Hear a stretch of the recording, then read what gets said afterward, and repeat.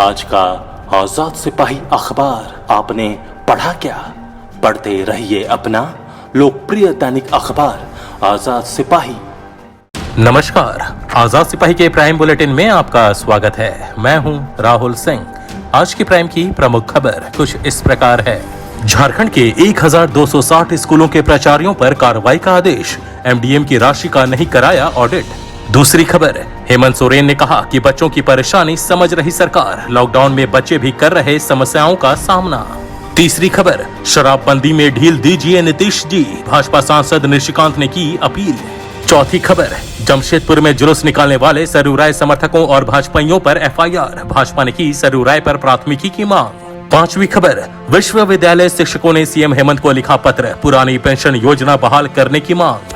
आइए अब सुनते हैं खबर विस्तार से।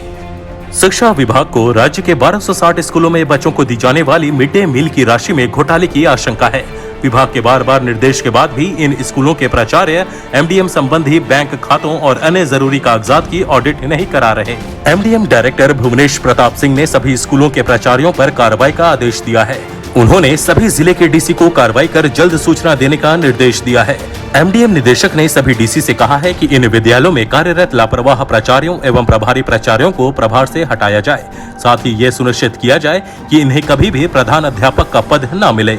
झारखंड सेवा संहिता के नियमों के मुताबिक इन्हें अनिवार्य सेवानिवृत्ति देने पर विचार करने का निर्देश भी दिया गया है। एमडीएम डायरेक्टर ने कहा कि अगर ऐसे विद्यालयों के प्रभारी प्राचार्य के रूप में पारा शिक्षक हैं तो इन्हें तत्काल चयन मुक्त किया जाए और इसका प्रस्ताव प्रखंड शिक्षा स्थापना समिति के पास भेजा जाए। इन स्कूलों के शिक्षकों के वेतन वृद्धि को रोकने का निर्देश भी एमडीएम डायरेक्टर ने दिया है। अब नजर डालते हैं आज की दूसरी प्रमुख खबर पर। रांची के बाल पत्रकारों ने शुक्रवार को सीएम हेमंत सोरेन से मुलाकात की। सीएम ने बताया कि बच्चों को शिक्षित के साथ साथ हुनरमंद बनाने का प्रयास सरकार कर रही है ताकि उन्हें रोजगार आसानी से मिल सके। शिक्षा प्राप्त करने के साथ साथ रोजगार प्राप्त करना भी एक चुनौती होती है। शिक्षा के बाद अगर रोजगार नहीं मिलता है तो युवा अवसाद से ग्रसित हो जाते हैं। वहीं अगर हाथों में हुनर होगा तो वे रोजगार का मार्ग प्रशस्त कर सकेंगे। सीएम ने कहा कि लॉकडाउन में बच्चों को भी समस्याओं का सामना करना पड़ रहा है। इन समस्याओं के समाधान के लिए लगातार चिंतन मंथन हो रहा है।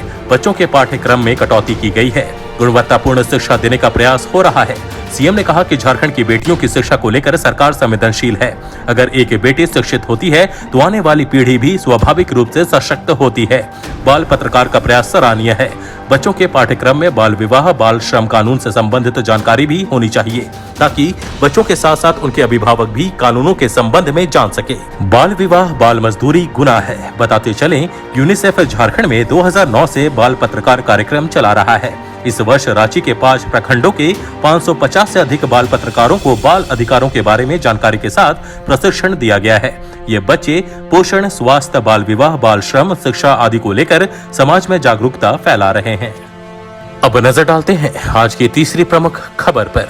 गोड्डा के सांसद डॉक्टर निशिकांत दुबे ने बिहार के सीएम नीतीश कुमार से शराबबंदी कानून में बदलाव की मांग की है। भाजपा सांसद ने ट्वीट कर कहा है कि शराबबंदी से बिहार को हजारों करोड़ का नुकसान हो रहा है। सांसद निशिकांत दुबे का मानना है कि शराबबंदी से बिहार का पर्यटन और होटल उद्योग बुरी तरह से प्रभावित हुआ है और पुलिस विभाग में भ्रष्टाचार बढ़ा है। बता दें कि बिहार में शराबबंदी को नीतीश कुमार अपनी सबसे बड़ी कामयाबी बताते रहे हैं और देश भर में इसे लागू करने की मांग करते रहे हैं, लेकिन ऐसा पहली बार है जब उनके सहयोगी दल से इस फैसले के खिलाफ आवाज उठी है। बिहार में शराबबंदी पर प्रतिबंध इस नियत से लगाया गया था कि लोग नशे से दूर होंगे और उनका पैसा बचेगा, लेकिन उसके उल्टे परिणाम सामने आने लगे।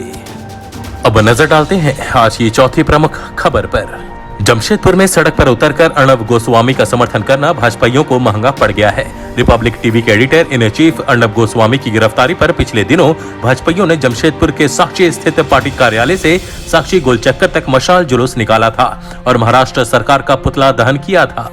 जिला प्रशासन की ओर से इसे कोविड-19 के नियमों का अवहेलना मानते हुए जमशेदपुर महानगर भाजपा अध्यक्ष गुंजन यादव और अन्य के खिलाफ साक्षी थाना में एफआईआर दर्ज कराई गई है। वहीं जमशेदपुर पूर्वी के विधायक सरयू राय के कार्यालय में बीते दिनों हुई तोड़फोड़ के खिलाफ भाजपा कार्यकर्ताओं ने जुलूस निकाला था।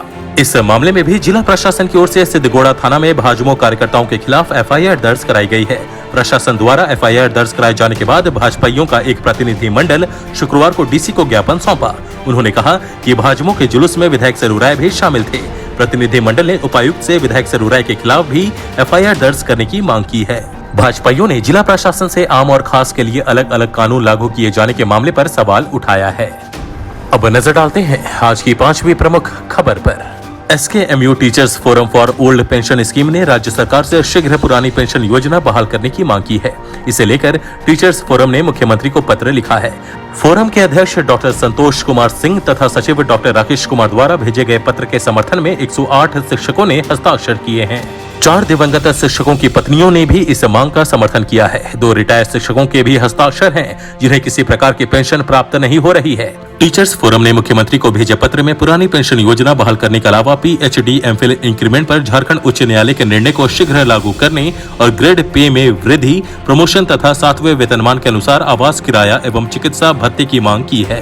फोरम के सचिव डॉक्टर राकेश कुमार ने कहा है कि उनका फोरम भले ही सिद्धो कानू मुर्मू विश्वविद्यालय के शिक्षकों का है, लेकिन उनकी मांगे वर्ष 2008 में नियुक्त राज्य के सभी विश्वविद्यालय शिक्षकों से संबंधित है। उन्होंने कहा कि मुख्यमंत्री के दुमका आगमन पर फोरम के पदाधिकारी उनसे मिलकर भी अपनी बातें रखेंगे।